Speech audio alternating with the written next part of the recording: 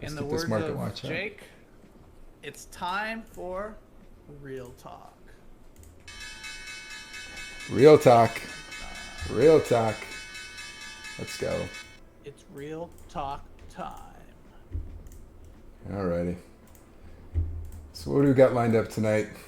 What are we doing, cuz? We're gonna start with some inflaciones. I think that's how they Nice. say it in Spanish. Inflación, yes. Uh, joking. Very nice, very nice. Yeah, we're gonna talk some Your inflation. English is very good looking, as you said. Yeah, we're gonna talk about some inflation, then we'll talk about kind of the market dipping and what that means and what we're looking at. And then from there, we're trying to look at kind of our portfolios and figuring out, okay, say in a couple weeks, the market, starts to bow out after a couple percentage drop. What are we looking at as some potential buys? Or where are we going to rebalance moving forward into the second half of the year? Yeah, I like that. All right, let's see if we have our folks here. Jake, you in? He dipped. All right, that's fine, that's fine. He's in and out. Working hard for Working money. it. All right, so pull up some items. Cut right to it. Inflation. How was the week on that, by the way? You just bleed money, Jake? Yeah, it did cut out. It did. We reset it so we can add real talk. Episode 1. Episode 1, real talk. Episode 1, real talk. So inflation.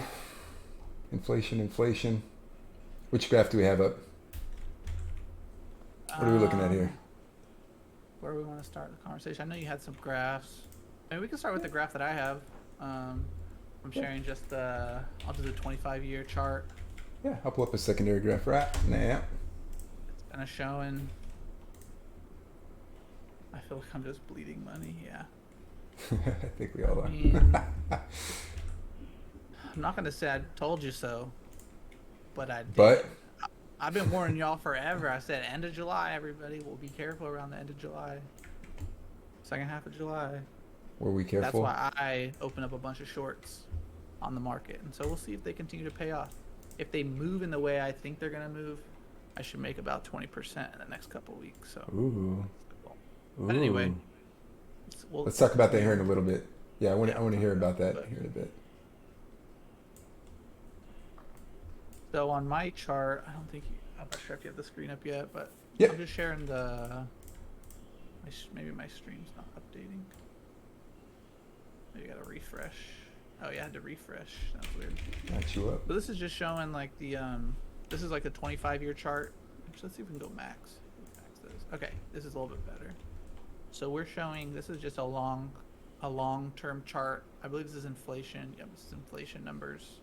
As you can see, we're starting to push up, and so this is, I think, and we'll get into it in a second about what the market might be, what the market might try to start pricing in. But we are seeing that inflation is starting to push up to the last time we were this high was in 2007.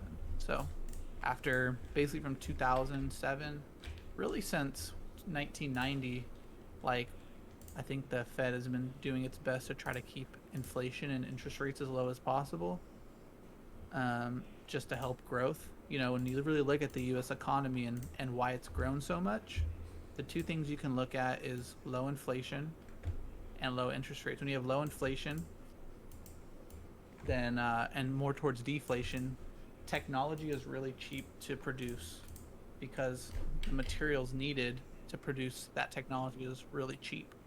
And then when you have real low interest rates, tech companies can borrow money at a really low rate.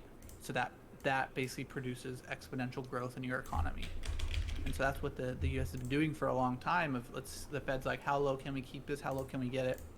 But the first time, basically since 1990, or I would say 2007, when the housing market stuff happened, we're starting to get back to those levels. And so it's like, what's next? And I don't know. What are your thoughts, Nate, and people in the chat? Where do you think we're headed next with inflation? But yeah, good question. Inflation. For us, we talked about the core CPI. We'll pull that up.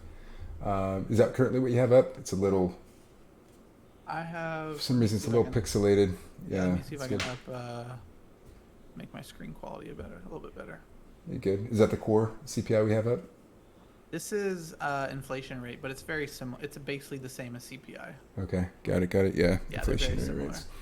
So on the right side of the panel, we do have what's driving up inflation. So for me, when I'm looking at sectors, specifically travel, in particular rental cars, consumable goods, etc. This is kind of what I'm looking at. We have 87.7%, 45.2% used cars, 45.1. I know we've been talking about this a little off and on about core CPI versus CPI and kind of how it's being weighted by virtue of the lack of goods available to folks and specifically travel picking up. So we have, June, July, summer months starting to increase, folks looking to get out, people trying to buy cars, the chip shortage that we've had on vehicles.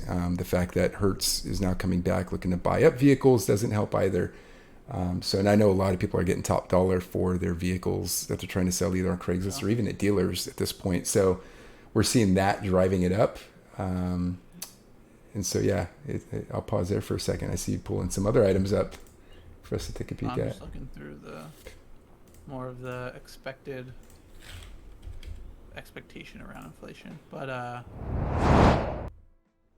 as you can see, like when we look back at February or this is like pretty substantial growth. So when we're looking at April of this year, they said inflation was at 2.6%, and in July it was 5.4%.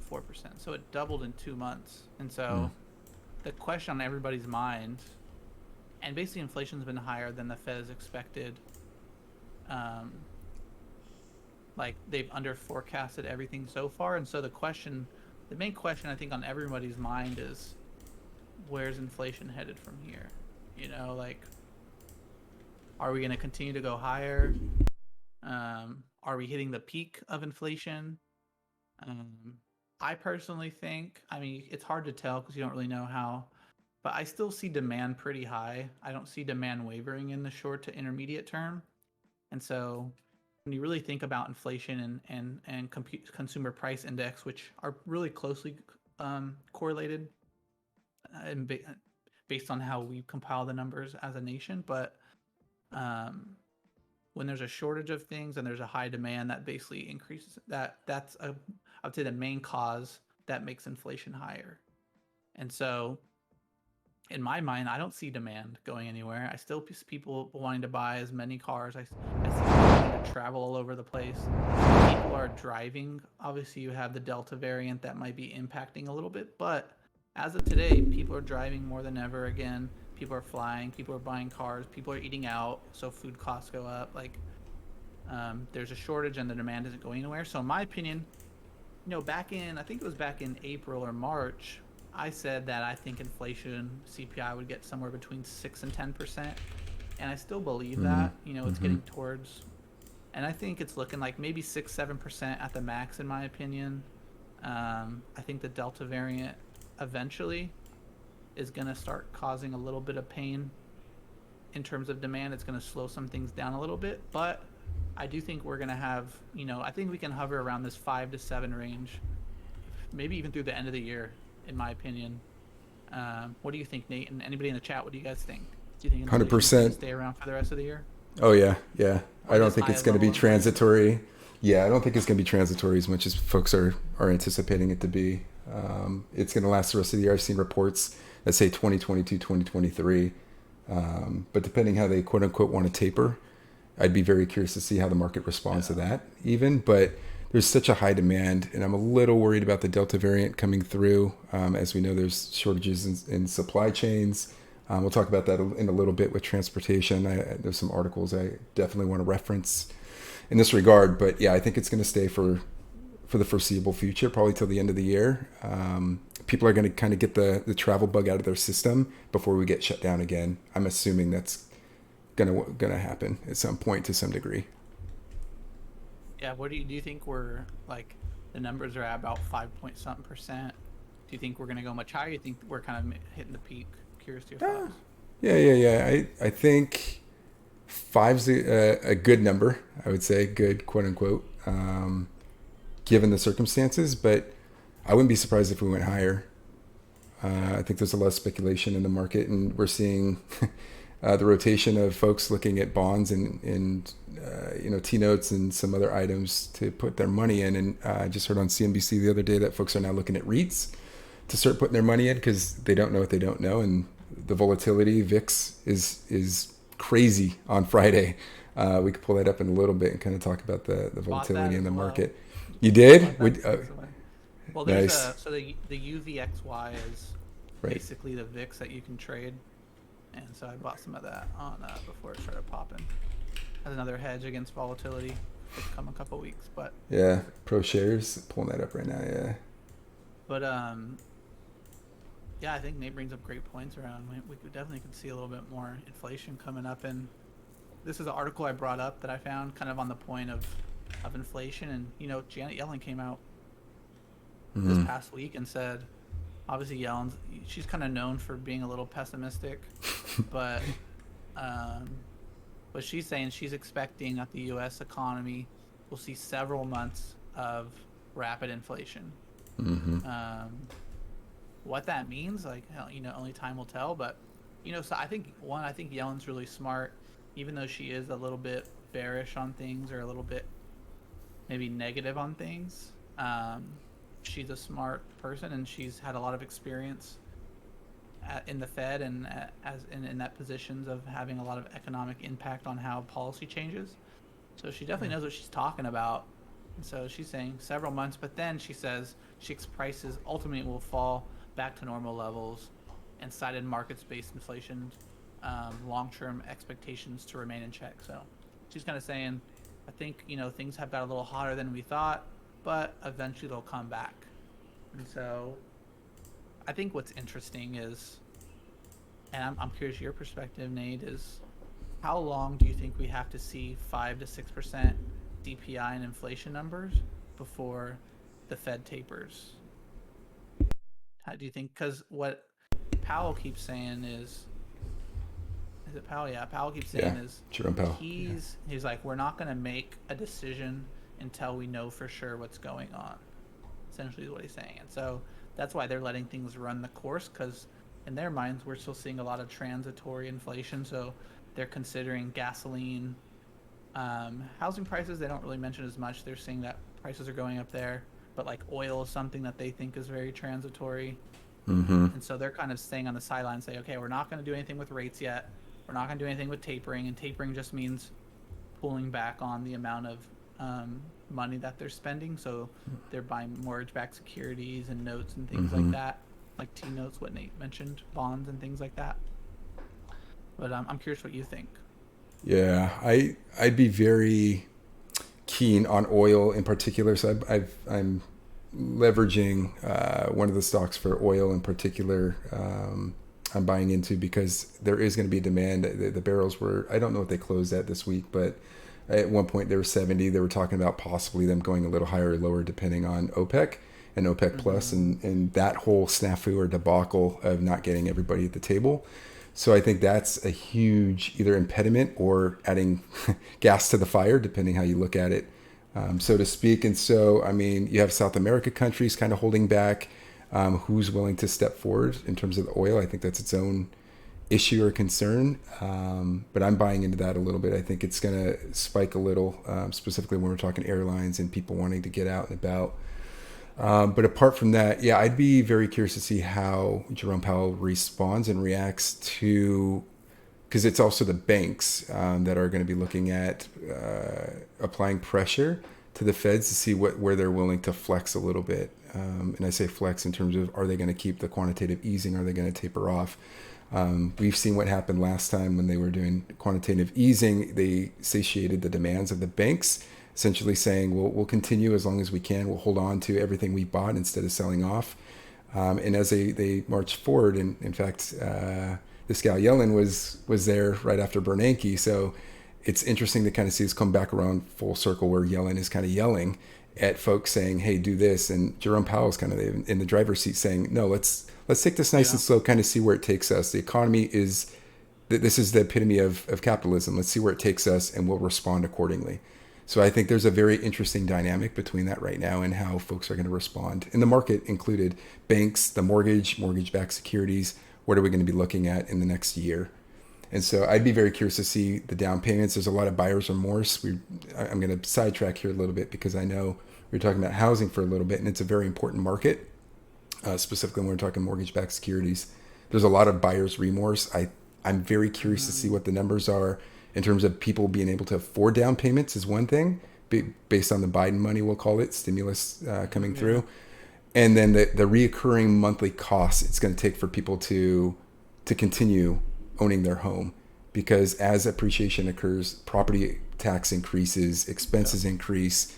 Can the economy withhold and sustain that in the near term and long term? I don't know, but I know there's a lot of buyer remorse from folks, millennials in particular, that either got into quick. There's something I saw on the news, some gal bought without even doing an inspection on the house. Yeah, she crazy. paid over.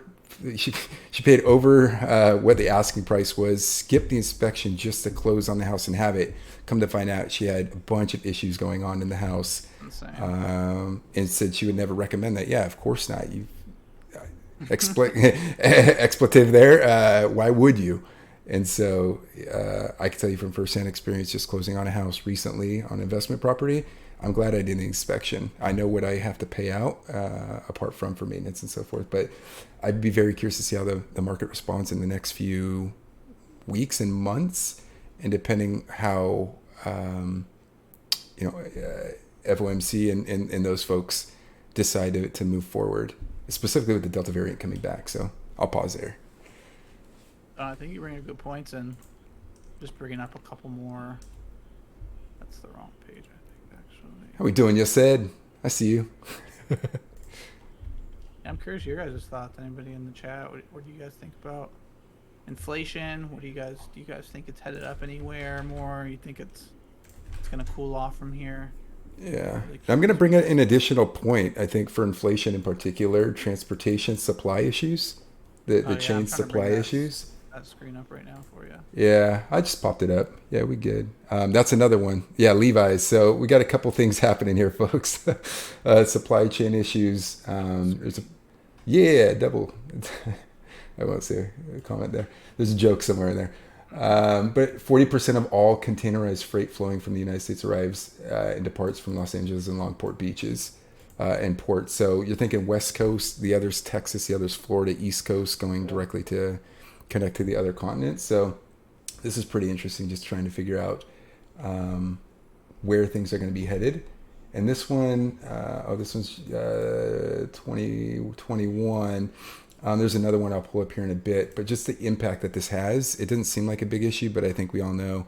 Minimum wage, Jake, that's a very interesting one. We've talked about that sporadically in the last few weeks, but I'd be more than happy to run down that rabbit hole, because there is the question of, do you pay in the retail sector and predominantly, what's the cost to have an employee? Turnover rates we know cost way more than retaining somebody. But then there's also the concept of, do you provide a bonus to somebody and minimum wage hikes, or do you pay above minimum wage hikes to get employees? So I have a hypothetical, and I'd be curious to hear your point on this in a second, and something to think about, and then I'll get back to my thing. But at what point, how much do you pay somebody? People, that's correct, Jake. That's really my point. As people are not coming back, and that, once again, this is predominantly minimum wage jobs, are making more money with Biden money than they are with the actual employment being offered right now. So at what point does it flip? It's currently an employee market, meaning employees can demand what they want and still get hired. In September, or whenever we start to cut off checks, some states are already doing this, whenever we cut off the checks, it becomes an employer market. So something to think about. I'm very curious to hear your thoughts on this deal. And anybody in chat, specifically you now, Jake, since you brought it up, once it becomes an employer's market, did the employees mess themselves over by not taking the opportunity right now to get hired? There's many, many, many employers right now hiring, giving bonuses, giving specific wage increases, a plethora of other benefits to be hired right now, but people are turning those options away. Is that a mistake from an employee side of this equation? So, and Dill has this other option up right now, other screen up. So the dive brief here, Levi Strauss, they are stressing the F out right now. Delays have been built in lead times for 20% of the products in their brand. There's so many issues right now on the supply side of things that's also driving up some of the concerns and issues that we are seeing now. So department says turnover rates are over 90% for large long haul carriers. So we're having issues just from getting product from point A to point B once it's been delivered through cargo, through ship. And because of that, it's fucking over the market right now. And that's just on jeans. That's like basic essentials. And there is a supply or a big demand for these types of items. So when we're talking inflation, it's not just monetary or fiscal dollars that are being impacted, but we're thinking the actual supply of material goods coming into the market are being an issue, not just the demand that we have readily available. So it's pretty interesting to see the flip side of that. But American Trucking Association said projections for the industry will need to hire 1.1 million new drivers in the next decade, or an average of 110 per year, to keep pace with retirements and growing transportation needs. So this is where automated systems come into play. Tesla, batteries, lithium. I'll talk about some of my stock picks at the end of this rant of our stream here. But I'm bullish on transportation, on travel, on lithium batteries. I think that's the next big market that we're going to be looking at. And I'll talk about some of the stocks that I have currently in my portfolio and what I've been looking at. But what are your thoughts on all this, guys? I'm very curious to hear the demand side. Now that we bring in living wage, minimum wage into the equation, as well as trying to hire folks just to get 1.1 million new drivers in the next decade, the compounding issues that we're seeing here. What are your thoughts? Yeah.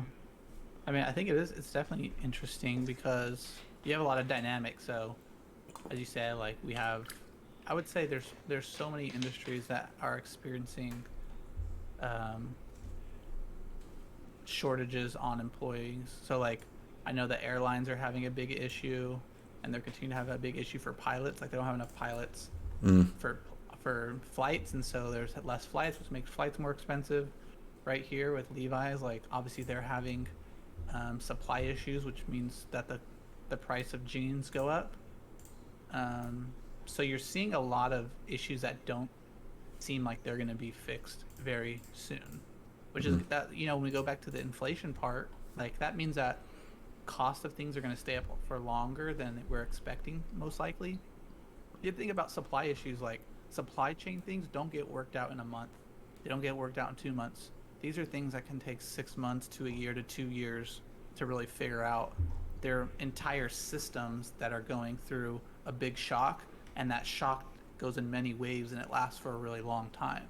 And so that's why I'm like, I don't think inflation's going anywhere. I don't know how much higher it will go, but it can persist for quite a bit longer.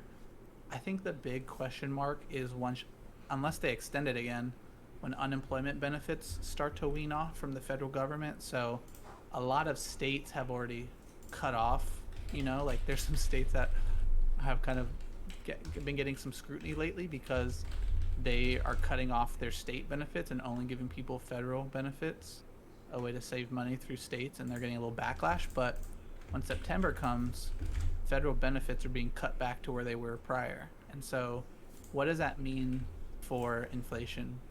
Say we get more pilots, we get more people working in restaurants or in clothing stores or ports, does that mean that we have this big shock where inflation can compress back to normal at a faster rate because of the supply shock of employment shrinks quickly, or unemployment shrinks quickly? And so I don't know. There's a lot of factors. I think September, October, November. I think we're gonna it's gonna be really interesting to see what happens once those unemployment benefits go back to where they were pre-COVID. So I don't know. So I just pulled up. Yeah. I just pulled up the chart. So all the states that have cut it off, there's 26. Louisiana's the latest, cutting them off on August 3rd. So we have Alaska, Missouri, Mississippi, Iowa, Alabama, predominantly I'd say a lot of red states here. Yeah. Obviously. And ironically, I saw a report, and I'll see if I can find it and maybe post it in our YouTube channel when we post this. But there's definitely another study that's being done in UBI, so Universal Basic Income, there's a strong push for this right now. Ironically, this is kind of the test bed for it, which we're seeing happen. So there's a report that's out that says, the folks who are continuing to receive benefits are more likely to be inclined to apply and gain jobs, and so employment. And that's the national kind of looking at this as a test bed for this. And then in California, specifically in Stockton, California, the former mayor, Michael Tubbs, who's now working with the state of California, I believe, with Newsom, is looking at providing stipends to cities to continue that work, because he has also indicated that if people are more likely to receive these benefits in the short term, in the long term, it pays off. What are your thoughts on that? I wonder what people think in the chat. What do you guys think about UBI essentially giving people some kind of monthly benefit for living? I'm curious what people in the chat have to say. I don't know. Pop your screen I off? think it's yeah, I gotta get a new one up. Okay, got it. Very good. I think it's going to be a big test. Like, we don't know how people are going to respond. I think COVID was a big indicator of what could happen. And I think we're experiencing it, and we're experiencing that people are willing to make less money through some kind of government support that's going to help improve their lives. And I think areas that we've seen it is like families that maybe one parent is making a lot of money already, and so the other parent maybe doesn't work, to take care of children at the home. Yeah, that's a good point. I think even, I would say for lower income, like people go from 2 jobs to 1 job, things like that. So I think there's maybe some people like to take advantage of house. Yeah. And so, yeah, it's going to be, I think we've seen the test, and I don't think the results showed a very good outcome, because I can't blame inflation all on people not going back to work, because that's not the case. There's a lot of things that happen. I worked at an e-commerce company, and a lot of companies cut back on their orders because they expected when COVID happened, people were going to stop buying, but the opposite happened. People started buying more. And so that's been this supply problem basically since the beginning of COVID. It's still persisting, and in some industries getting even worse. And so I think we've seen some of the outcome, and I think it could have more negative than positive in the long term.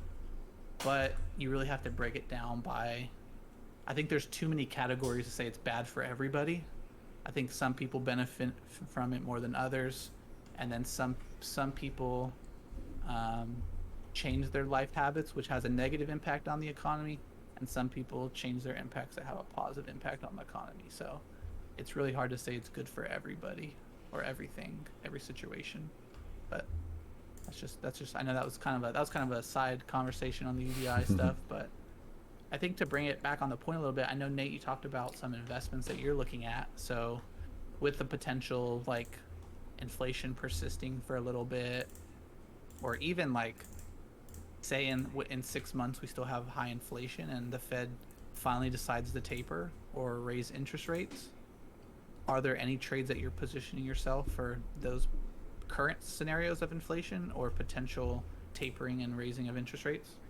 Yeah, it's interesting. For me, as I mentioned, I'm looking at kind of a longer term. I don't really know where to put my money right now, right? That's kind of the issue that I'm looking at. I have some other real assets that I'm investing in outside of the market, but as of right now, I am looking at some transportation, looking at Ford, kind of a longer play on that, just from a vehicle standpoint and the chip demand.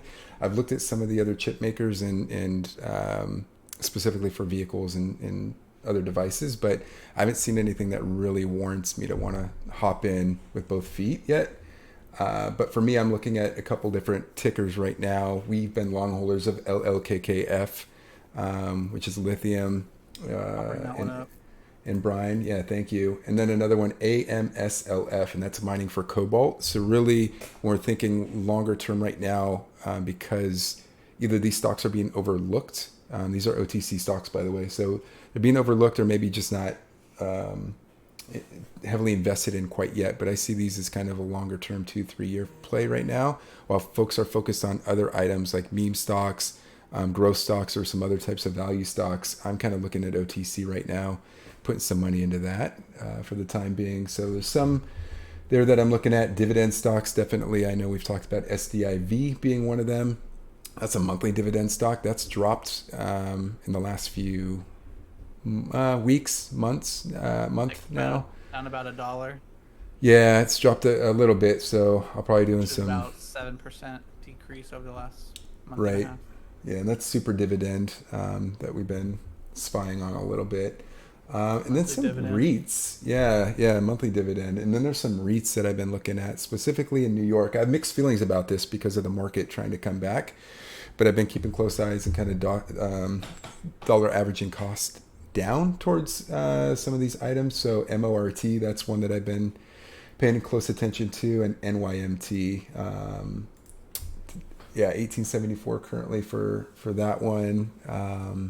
Down It's about ebbing and 9% from the peak. flowing. Yeah, so it's ebbing and flowing just because there was a lot of speculation in the market. And these are commercial real estate predominantly, and some housing.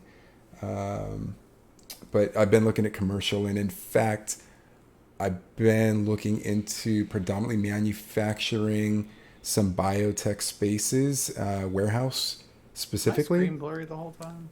It's a little blurry. Yeah, maybe you can knock it down to 480. Yeah, you Does might be that able to help knock it it down a out? little bit. It'll take a quick sec to I think get there. Or do you It's a little think better. it's better? Yeah, it's a little Oh, better. shoot. Okay, it's a little bit better. Um, but yeah, I'm looking at warehousing, manufacturing facilities, industrial at this time as well, because we are looking at the Amazon effect and the whole new economy. I'm not really looking at Uber and Lyft from a gig economy. I'm looking more at the infrastructure side of where you're going to put all this stuff, and how are we going to get folks in warehousing for either drones to pick up and drop off items for people. I know Amazon's looking at 30-minute deliveries. They're going to be buying up real estate up the wazoo in the next year or two, based on their new technologies that they want to deploy. And so I've been looking at a lot of warehouses in REITs, specifically for warehouses and facilities around that. So that's kind of been my outlook for the next probably 3 to 6 months, is starting to scoop up some of those stocks as we're moving in and selling off of some other items. Jets, I'm swing trading weekly, if you will, on that, and some of the transportation. So yeah, that's kind of where I'm at. Where are you feeling? What's your Yeah, ins and outs? so I honestly like my screen is so blurry. Yeah, I don't know Maybe why you it's can move to going. yours, see if yours works a little bit better. Yeah, Um, do you have a screen where you can bring yours up on the big side or no? I can do it. Um, but yeah, I think so. When I'm trying to think about what the market could be headed, eventually, eventually they're gonna have to taper. Eventually, they're gonna have to raise interest rates, and so that's why I've gotten out. I'm no longer long-term holding any of my high growth stock, my high growth speculative names. Mm, So I've sold out of like 80% of them at this point, prior to got some it. of the pullbacks, because I just didn't have short-term conviction on them. I'll buy them back at a cheaper price. And honestly, I think the safest, there's a few safest bets. So I think one, I'm looking for, like, if we do see a market downturn, say sometime in the next year, what are stocks that I think are going to be most safe? So one stock I'm looking at is Walgreens. Say the Delta variant has, like, what are the stores that we saw stay open? mm, The yeah, that's a good Walmarts, one. Targets, the drug stores. Like, those are the things that I saw stay up. And Walgreens has kind of had a pretty massive pullback. I think my screen is still up for some reason, but Yeah, I pulled it. Yeah, I'm leaving it up just in case. I think they've had a pretty big pullback Just in case you have something. over the last few weeks. So that's one I'm keeping an eye on. They might have a little bit a bigger pullback, but if the market goes back down another 5% over the next couple of weeks, that's what I'm going to be buying into on a big dip. I'm on the same page with Nate on jets. I'm just keeping an eye on it. I'm getting a little nervous about the D variant and what impact that might have on travel. So if there is an airline I'm going to buy, it's probably going to be Southwest at this point, because I don't think they're going to be as impacted due to when we saw COVID happen last time. There wasn't as much domestic travel that was shut off. Obviously, supply went down a lot as not as many flights, but we didn't see, Southwest doesn't really do a lot of international flights. And so they're a little bit protected by nations shutting down between each other. And so that's what I'm looking at just to keep an eye on, as Southwest might be pulling back a bit more. And I know people don't like to play them, but honestly, in an inflationary economy, Google, Facebook, Microsoft, and Amazon honestly do the best. Ooh, you're going a little Fang. You're going a little Fang on us. And the reason I say that, you can even add Netflix in there. They're adding gaming into theirs, which I think open up another really, I could double their business easily. Even though I think they're a little rich right now. But when I think of inflation, or I think of industries that aren't going to be as impacted by tapering or interest rates, it's companies that already make a shitload of money, and they have parts of their business that aren't impacted as much by potential shifts of the economy shutting down. And so Facebook, Amazon, Google, I've talked about this for the last few months, is they make so much money from ad revenue. And I work in digital advertising, so I know how much companies spend on advertising, especially the big guys. People aren't spending less on advertising. The cost only goes up over time. And so as people spend more on digital advertising, that means Google, Facebook, Amazon, and Microsoft are going to be making more money as companies. Since you know kind of the background, sorry, go ahead. Yeah. No, go for it, Nate. What were you saying? I was gonna say, since you know the background, kind of the formula on that, the cost per click and all that kind of stuff, are you seeing kind of that trend? Like, you obviously are talking about this pretty inflated value over time, right? I mean, how does that work? Kind of explain that. That'd be great. Yeah, so it's really based on volume is the easiest way to put it. So basically, since I started digital advertising the last few years ago, it's called like a CPM. So whenever you see an ad on, say, on Facebook charges people based on a CPM basic. So every 1,000 clicks, or I think it's every 1,000 clicks costs X amount of dollars. And so every year since I've been in this space, it's at least gone up 30% a year, if not more. And so those costs are only expected to increase more and more every year. And so as those prices increase, literally Facebook is making hand over fist money on ads, because more people are doing it, which means there's the same amount of supply of ads to show, but there's twice as many people wanting to show ads. And so Facebook makes more money, Google makes more money, Microsoft makes more money, Amazon makes more money. And so those are honestly some of the safest long-term bets you can have in your portfolio, in my opinion. I think they're going to be as least sensitive to a lot of anything in the tech space. And so that's advertising cost is such a big part of their revenue. I think for Facebook, it was like 30 or 40% of their revenue in this last quarter. Wow. So that's a big part of their business. It's a big number. That's like Dogecoin for Robinhood. But seriously. jokes aside, online advertising costs in 2021, I mean, 30% year over year is kind of what you're stating. So average cost per click, that's CPC, right? And the cost per, the Latin term, the M for 1,000. I think it might be million, actually. Cost per million? I don't remember. It might be cost per 1,000, actually. I always forget. Yeah, cost per 1,000, yeah. Yeah, cost per 1,000. That was in impressions. That's kind of crazy. Yep. How that kind of works. So but do you see more people people only going up? Right? Here's offline traditional. And like magazines. If you're thinking about the future, right, and we're talking about this new economy, this digitalization of the world, as more and more companies are embracing e-commerce because it's cheaper for their business to operate. It's very, very expensive for someone to have a storefront. And when someone says, oh, like, here's a great example, radio, I have to pay $20 for a CPM where I can go on Facebook and get $6-7 for 1,000 impressions. Like, where are you gonna show? You know, like, oh, I can cut 30% of my business costs by just starting to do Facebook ads instead and still see as much or more revenue coming for my business.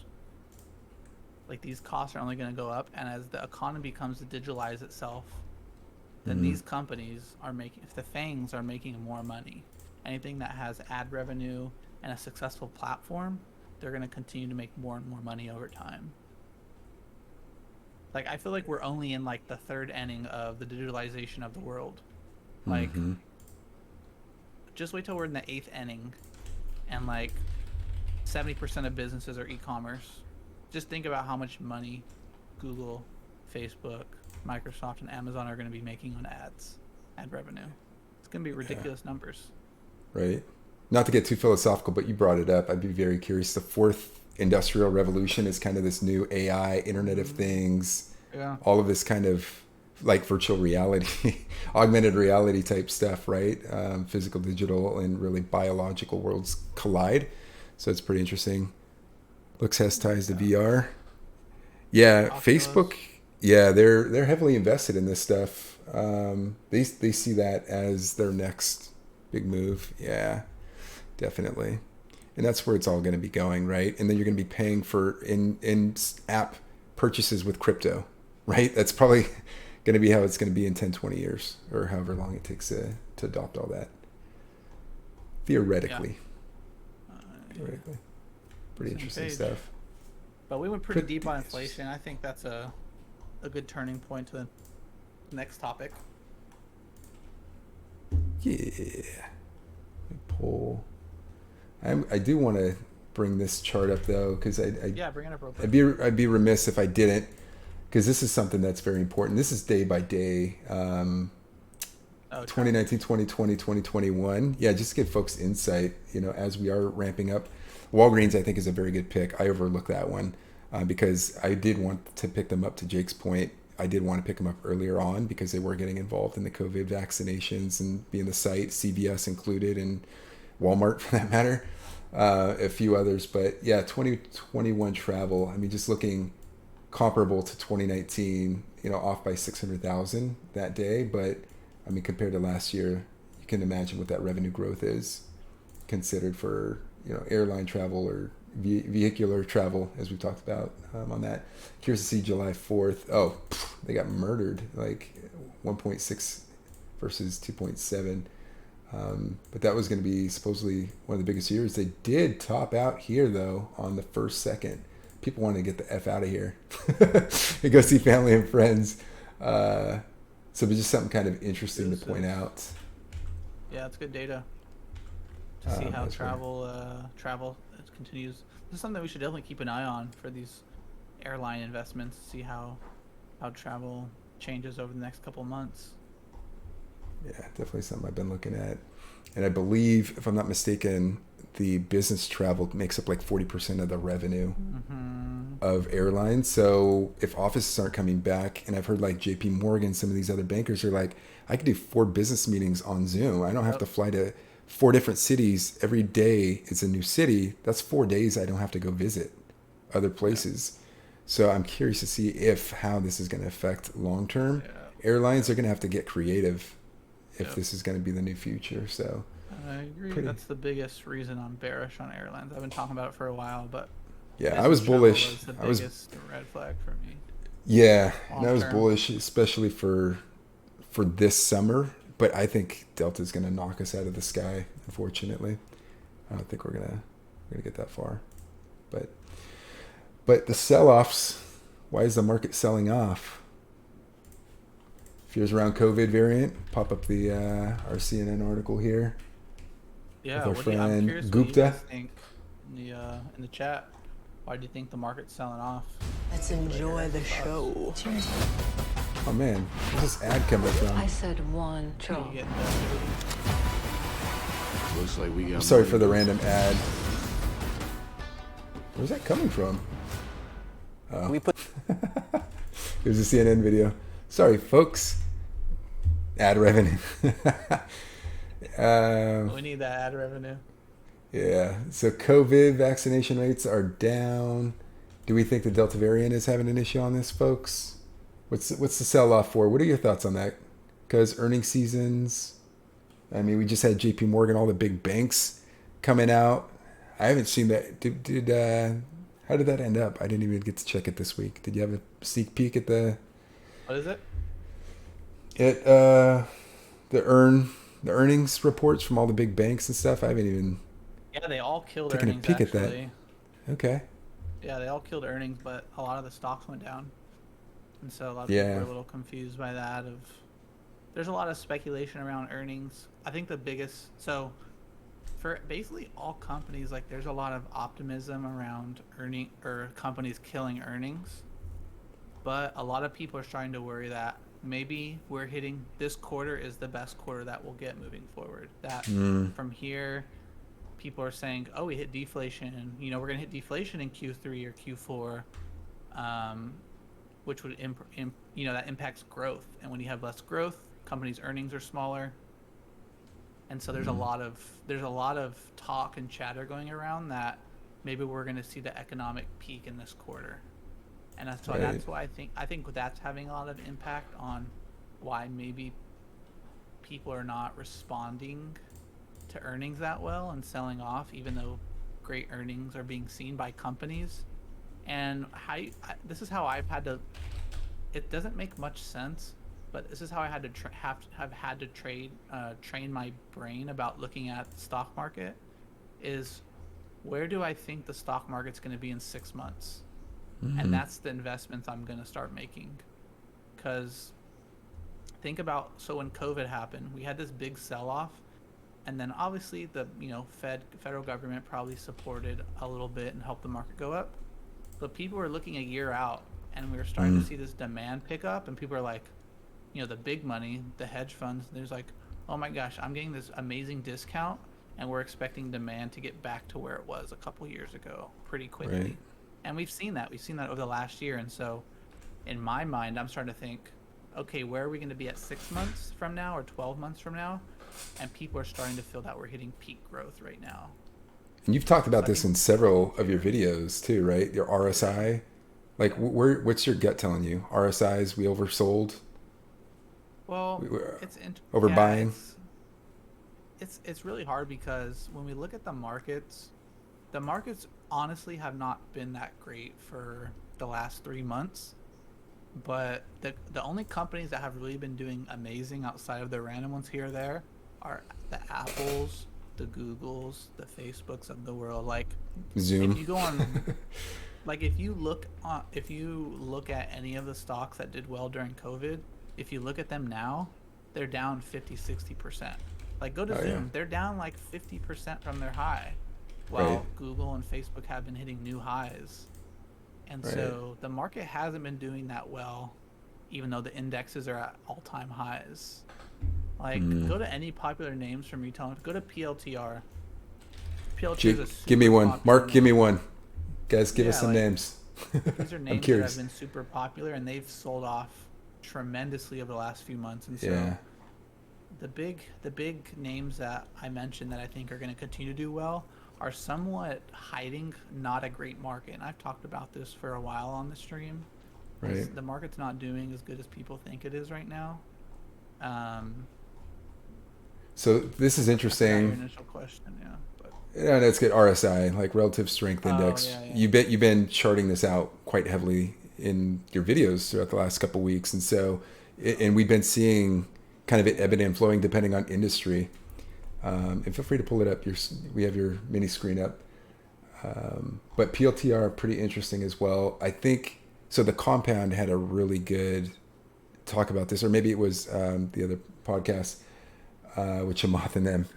They talked about kind of this indication of folks need to be net negative in order to continue quote unquote growing in terms of the market. So when you have a negative number, instead of you come out earnings positive, it's kind of like that Pollyannish bubble's been popped and folks start looking at you as a real company. But if you're negative and you don't have earnings to show, your burn rate's really high, folks are willing to, for whatever reason, paradoxically, keep investing and throwing money at you, whether it's good money after bad money or whatever it may be, because they believe in these companies to at some point turn a profit, right? Like they're thinking they put in, even though there's no revenue coming through.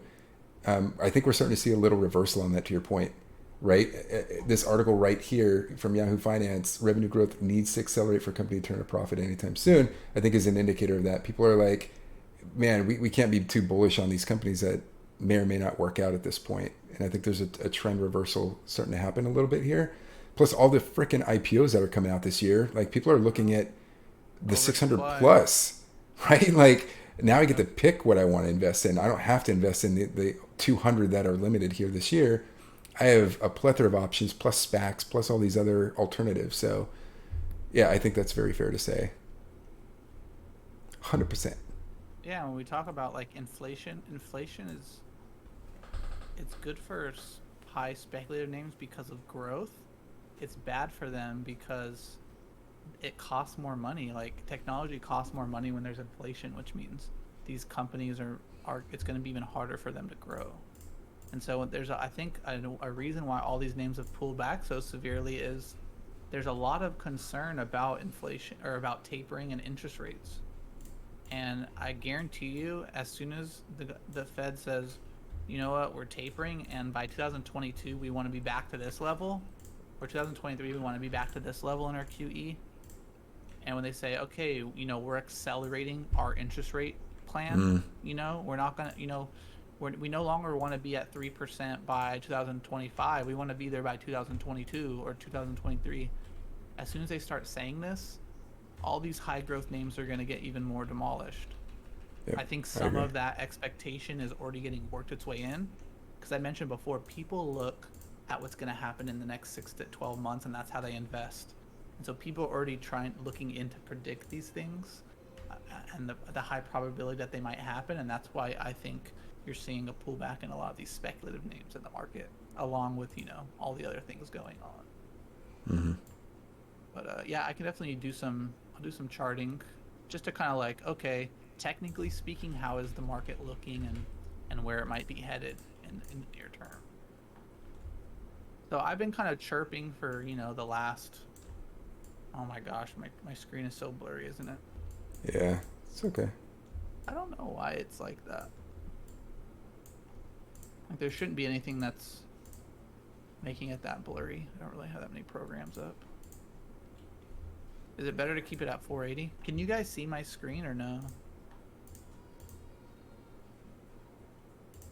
Let me know in the chat if you can see this or not. Because I know it doesn't look so cute for me on my end, but how does it look for you guys? It's blurry, yeah, okay. That's not going to be very helpful for you guys if you can't see what I'm doing. What's worse? Can't do that. We got to get this nitro on freaking. Yeah, so there we go. Now it's good. Is that yeah. better? Yeah. Went to 7. Just takes a minute to load. That's weird. I don't know why it does that. Is that better, guys? Maybe I should just get started while I have it. For real. So the SPY hasn't looked as bad as the NASDAQ, technically speaking.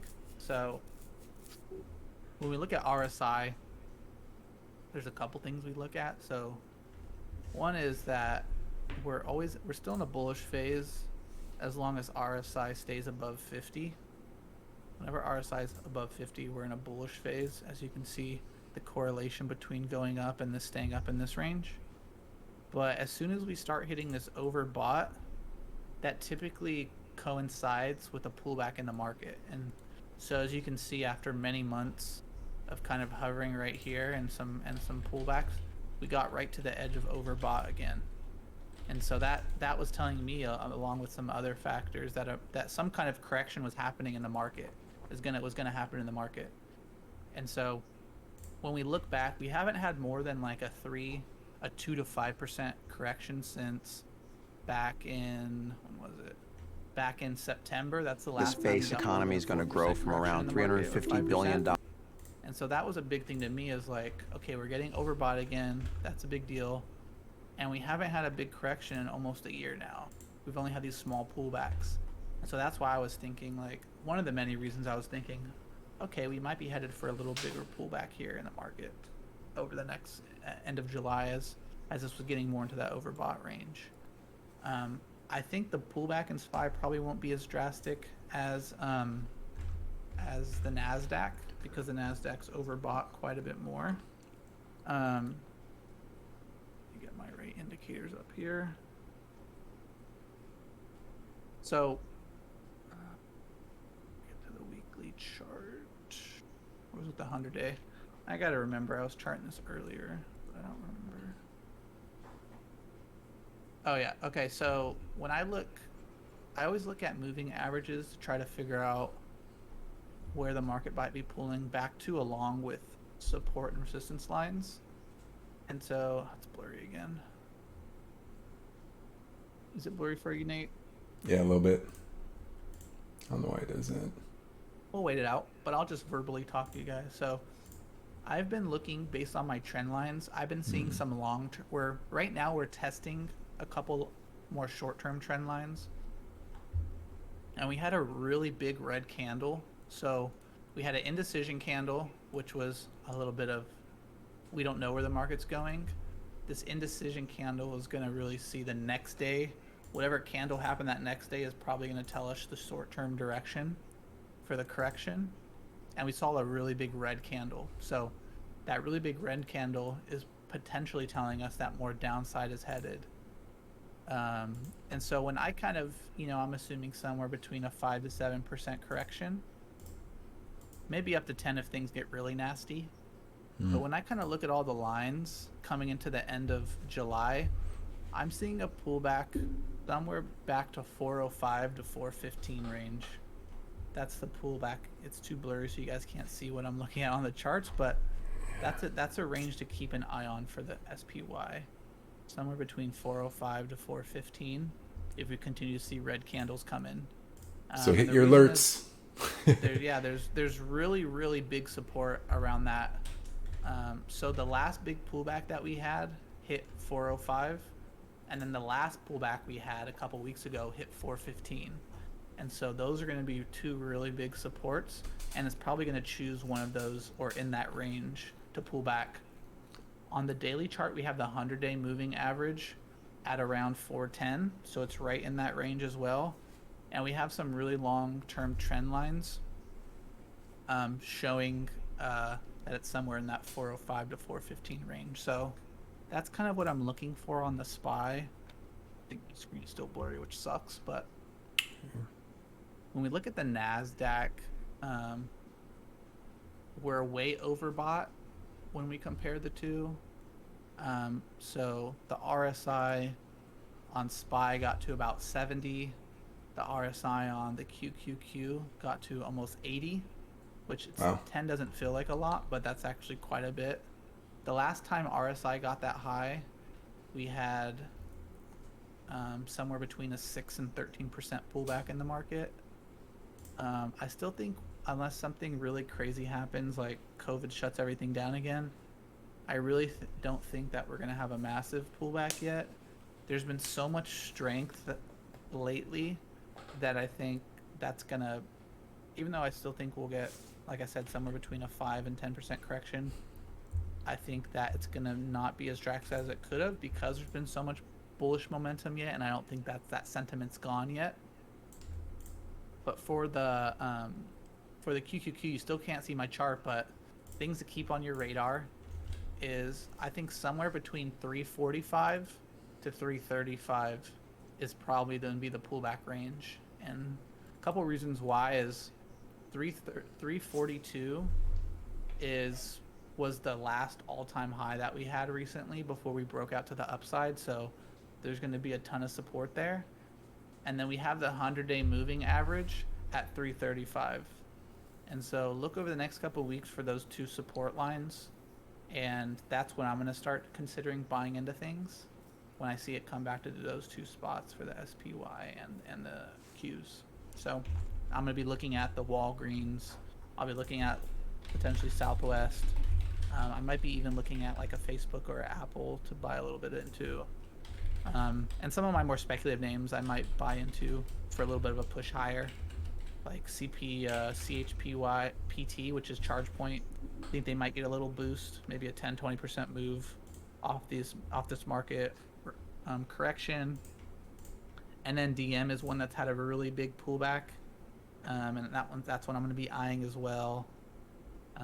PLTR actually is another one I'm going to be looking for a little bit of a squeeze higher into October.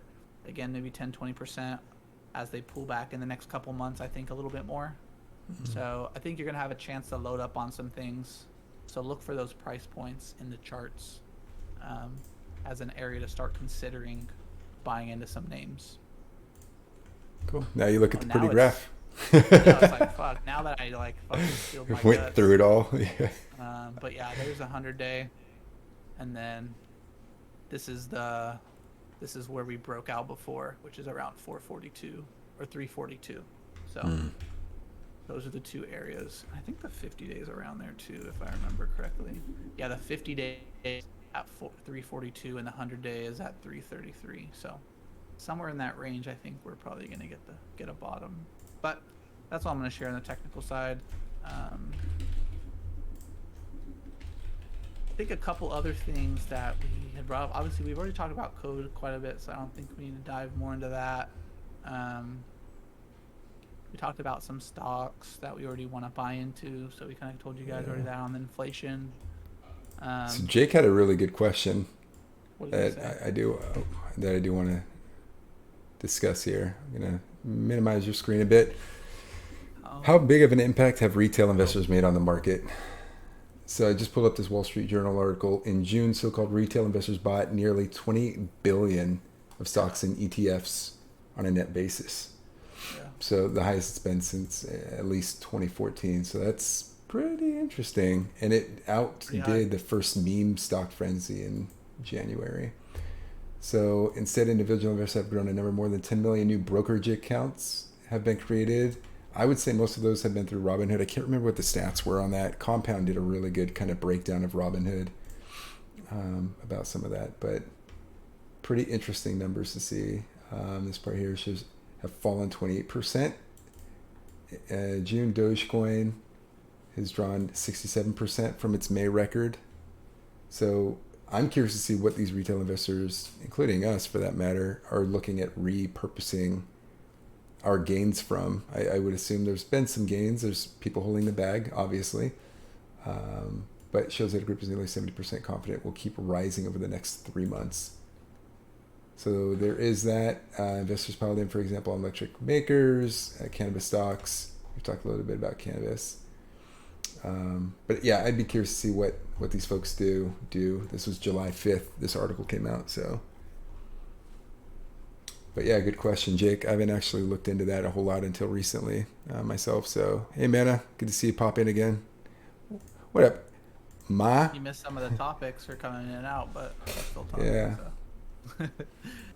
But yeah, I think they're saying that we've seen the biggest in the history of retail investors. We've seen the biggest inflow of money from retail investors than any time in history. So it definitely have an impact. Yeah.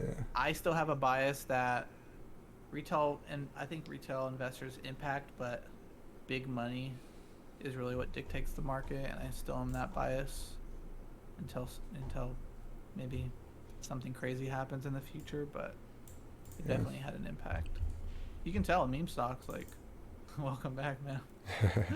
Hi again. Did you have anything, Mana, that you wanted to discuss? You just missed like the chunk of it all. Yeah, we went through some really good topics, so we laid bare pretty heavily. But that said, we'll post this back up on YouTube. Yeah, this will be on YouTube. Did a good hour segment here just talking about a bit of everything, inflation, kind of the macroeconomics of what's happening and why. I talked a little bit about wages and how that's affecting our economy and growth, and transportation. That's a big key component in some of the stocks that we've been looking at. So feel free to chart back on YouTube here in the next few days if you have a minute. So, but is there anything else we wanted to touch bases on? Massive traveling going on. The only stock I forgot was Ford. I'm looking to buy up some Ford on the day. Oh yeah. I got some long call positions on this one. I forgot. 22, 23, Forgot to year add that. 22, 23. Yeah, that's I'm a good looking one. for 12 to 13 to buy in. I think it's going to pull back a little more. That's your 12 to 13. I could agree with that, specifically because of these recalls that came through recently. So, Yeah, about 800,000. As a No. first-time investor, what stocks would you recommend Bitcoins? What do you mean by like companies that are in the crypto space? that's a family member. Oh, No is it? crypto for Oh, my no bad. crypto for you. I got it. I got it. Who that is. No crypto for you. No Bitcoin. Stay away from that. It's poison. Poison chalice. Uh, but yeah, Ford, the recalls are going to have probably, I wouldn't say a severe or significant impact, maybe in the short term, but it's going to be the chips. If they can recoil from that and focus on the EV stuff, I think Ford's got it golden. Ford and GM are the American companies really looking at this. Tesla, for that matter, obviously. So, I didn't sneak that in. That is comedy. yeah, but Ford, man, looking good. Look at this financial performance. I mean, Yeah. beautiful numbers coming out. They're expecting a little bit of. I made a video on it, so if you haven't watched it on Children Trades, go watch it. But they are expecting a little bit of decrease in profits this next quarter. Yeah, Earnings come out on the 29th, I think. they're the ones who are asking the dealers to put in the chips, correct? That was a great video you did about that. So Chunky Tesla. Monkey, I'm not touching Tesla with the 12-yard stick. Yeah, Tesla's pretty volatile, man. If Elon could keep his mouth shut, maybe he could stay off some, stop these lawsuits from incurring. But the problem is you have all these subsidiary companies under these monolithic, like Tesla, Amazon, who have all these side projects, pet projects going on. I'm waiting for those to branch off and create their own, hopefully at some point, whether it's a reverse merger through a SPAC or if it's its own IPO. I could see SpaceX doing that. I could see Blue Origin doing that with Bezos. Virgin Galactic has already done that. Their ticker SPCE, that was the reverse merger they did with Chamath, who's chairman, obviously, of Chunky, buy Virgin. Ford stock instead. Yeah, focus on Ford. Ford and GM. GM's they're pretty bullish. They're looking at 2035. Correct me if I'm wrong, because I can't remember all the digits. 2035. They're looking at going pretty deep. 35, Yeah, Ford, very similar endeavors. They said 2030. 50% by 2030. Yeah, we covered it last week. You folks can go back last week. We touched base on all that stuff, but we're bullish on that market in particular.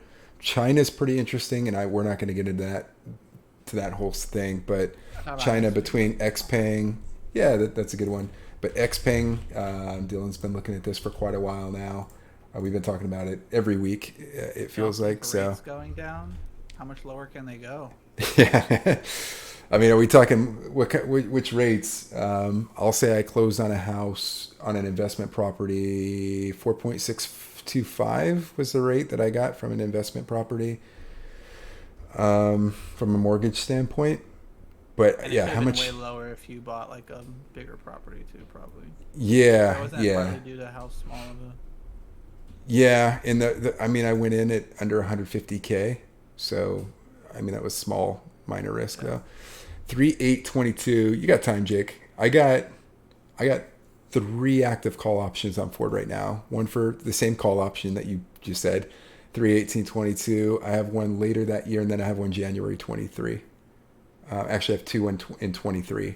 And as we start seeing the pullback occurring, in fact, let me pull up some call options since we're talking about it right now. As Nate does that, I do also want to call out that if you are a sub, we are going to be giving you some exclusive insight into our trades coming up. We're going to be starting some perks for all subs, so please sub if you haven't already. We're going to be actually giving you some of our trades. Only for subs. So just call it out. Yeah, only subs. We'll do some pretty good videos on this stuff. So I'm always looking out. We have a video on our YouTube channel that you can look at, buying options. Yeah, Chunky, we covered that a few weeks ago. Yeah. So you can go in there. It's a pretty good video. It's about a half an hour. We go through specific examples. I'll post it in the chat for you. But in fact, maybe we'll talk about it tomorrow. Dill does free for all Sundays. I'll see if I could pop in for a little bit. Maybe we can go through some scenarios if you're on Chunky tomorrow. You have to sub and you have to be on tomorrow. That's the caveat. But briefly, just going over this one. So call options, strike prices. So what's it at? 1361. You're expecting it to drop to 13? Is that what I'm hearing? Dill? Sorry? Thank you for pacing. Yeah, you I think expecting around 13 is somewhere between 12 and 13 is my range I'm looking to buy. You never know, but that's what I'm looking at. right? So assuming it's going to drop, right? I'm not going to talk delta, IV implied volatility and stuff right now, but definitely if we see this drop to 13, I'm going to keep my eyes. I'm going to probably buy further call options on these. But the beauty here is I'm willing to invest. So this is $2.30 per share. Multiply that by 100. So $230 is what you're paying for premium. And that's to buy this, have the right to buy this at $15. I am very, very, very, very, very bullish on this. If I'm going this far out, I think it will exceed $15 by 23 of January, assuming everything goes well. So And that's a also, good. just to add on this, there's also been a lot of speculation about Ford bringing back their dividend. And if they bring back good any point. kind of dividend, that's going to bring a lot of buying pressure to the stock. Very, very valid point. Yeah. So And that's another topic I've been seeing a lot of chatter about online. Yeah, dividends, and assuming all goes well, I would also assume they might do some share buybacks. Who knows, down the road as well, to really get that going. So, yeah, dividends are nice. You don't get the dividends though. Speculation. We're starting the gossip right here. STG real talk. Dividends may be coming back. Hashtag shout out to Jake. But yeah, I could see some mad opportunities happening here. I get some long-term plays. Definitely, people want the short-term gains, but I will tell you, Jake, dividends, we don't get those with the call options. You have to exercise those to get those. But B, long-term plays is the name of the game right now. I'm selling out a lot of my positions, my swing trades that I have, 3 months plays. Selling out a lot of those, and then I'm looking at putting that into these longer call options at this point. The other play would be is if you want, you could buy, not going to get too technical here, buy some puts or sell some puts rather, at wherever you feel comfortable buying them back at, so you can get a premium, and then ultimately you'll have to purchase those at whatever strike price you put on. We could go through that some other day, but I think there's some alternatives depending what you want to do, collect a premium and pay if you're bullish on these down the road. So definitely some opportunities, I think, here. Yeah, I think any strike price or any buy that you're expecting, I would say $17 is very, very attainable and easy for Ford to get to. Over 17 is going to be more challenging because there's like multi-years of resistance around $17, but I think anything at 17 or below right now is pretty easily attainable over the next year for Ford. Agreed. So if it does continue going down, probably this week would be a good opportunity to snag up if they do decide to continue dropping. In fact, let's kind of see where they're at really quick. Yeah, I think there's going to be a lot of pros for Ford over the next couple of years. Yeah, they're trending down pretty hard though. They're turning their business around quite a bit.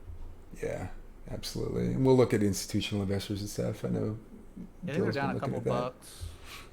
They're down like $2 or $3 from the high, but they went pretty parabolic for not necessarily good reasons. So should we end this on a Bezos note? Yeah, let's do it. So the little tit for tat here that we have going on between Bezos, Branson, Musk, Elon Musk. So there were some words thrown specifically about, well, Elon started it, I think, a few weeks back where he says Bezos can't get it up. That was kind of a... Before that, let's first applaud Branson. Yeah, true. Is he going to make it to quote-unquote space, even though it's not true space, but space? So give him the clap.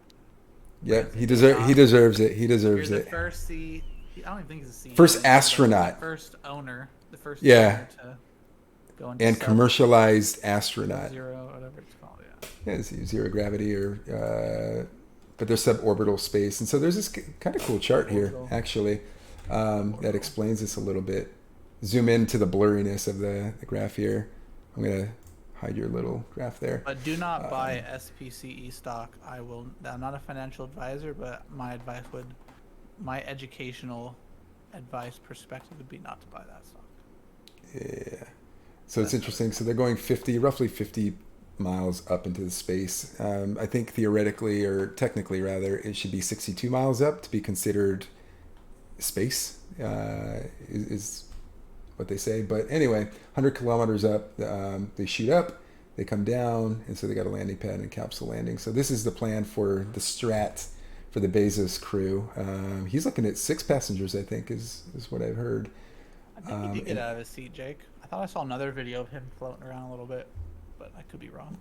Yeah, but yeah, this fight going back and forth, it's pretty interesting. Musk obviously has it out for Bezos. I'm curious to see what that's all about. Oh, maybe they're a little more. battling, bro. And then Bezos, or rather Musk, did take a picture with Branson, congratulated him on Twitter and so forth. But pretty interesting to see kind of this bro down, if you will, as they're going back and forth. This throwdown, bro down. But suborbital flights require less power. So I'm actually curious to see what they want to do with this. So 62 mile mark is what they have to do. They're getting above the 50 mile mark. But it literally takes like minutes. I think 11 minutes. Yeah, 11 minutes. And then caps off. So I could see this being commercialized and even quick flights to other areas, right? Maybe you fly up for 11 minutes, pop down, and you're like, I want to land in China. Maybe they got like a landing pad in China and you just kind of float down, kind of like a parachute. So giant metal balloon. Yeah, you can hop onto a Starlink satellite as they launch that up. But just interesting nonetheless. Yeah, I think he did. I thought I saw another video of him kind of he playing a little bit floated. But yeah, I saw another video when he was strapped in the whole time, so I'm not sure. So Branson made it back. Chill Dill said pretty morbid stuff. Are they? Is he gonna make it back? That's the name of the game. Is he gonna make it back? What if he doesn't? What happens to the stock? Yeah. Well, it doesn't matter because he's not really there anymore, right? He's officially off. Not CEO anymore. So he'll be taking over Blue Origin. I'm curious to see what he does with it. Mad props to all these folks involved. Yeah, he's shooting some fire over there. But yeah, thanks for hopping on for this Saturday. Real talk. Did you guys like this format, Jake and anybody else in the chat? We're trying to think like if this format's a little bit better where we game for the first 45 minutes, let some people come in. It seems like people usually get on around 8 p.m. West Coast time-ish. What up, Rice? We're trying to stack instead of talking and doing game at the same time. We're just going to be talking about the stock stuff at once. So, do you like that format, Jake? You seem to be the only one chatting. So, anybody else in the chat, do you guys like this format better? I think we get a little bit more deep, and I think it's a little bit better. But curious your guys' thoughts. Cool. Okay. A little more focused. Yeah. I like it. It's good. Oh, thank you, Chunky. Gotta say, if you have Amazon Prime, bam. Or if you want to pitch in $5. I like whatever makes you happy. Oh, Rice, you too nice. Throw some bits. Get some bat. Got those video watching bits. Yeah, bro. Yeah, we don't get those for free anymore. Watching advertisements, it's lame. But yeah, as I mentioned, if you're a sub, we're setting up perks for you specifically. Some how to invest trainings, some exclusive looks at the trades that we're making and at what prices. So subbing will give you benefits, and it's coming very soon. Wow. Yeah. Interesting stuff on Twitter. What is It's all Elon. Like, people are responding. Damn, Rice. Thank you as always, man. Very nice of you, man. So we're gonna end this stream. We'll pop on to gaming, explicit Yeah. gaming right now. If anybody wants Exclusive a game gaming, with rather. us, Hit us up. I know some folks. anybody have games they want us to play? Some Just FIFA. Rocket League or FIFA or something. We were killing in Rocket League the other day. Maybe we should keep that flow going. Oh, we were that tourney. Oh, tourney's over. You guys but missed that it on tourney. Wednesday. We won the We had a tourney. pretty nasty tournament win. Yeah. But we can end it on that note. We are going to get some new sound bites. We're going to get some other stuff. So we're going to have a opening and closing bell for the end of this stream. I think. Maybe. Yeah. Mario. Get out of here, Ali. Get some Mario. This Multiplayer. ain't 1950. Yeah, come on now. But that popular dodgeball game. Oh, the arcade one. I played it with my bro. It was okay. But get that bell going. Blast everybody's eardrums out. Seriously. But definitely appreciate everybody, as always, coming through. Yep. And if you're not sticking around, we'll be on tomorrow night doing charting free for all Sundays. So Yeah. join tomorrow if you're not going to hang around and watch us play video games and chat with us. Yeah.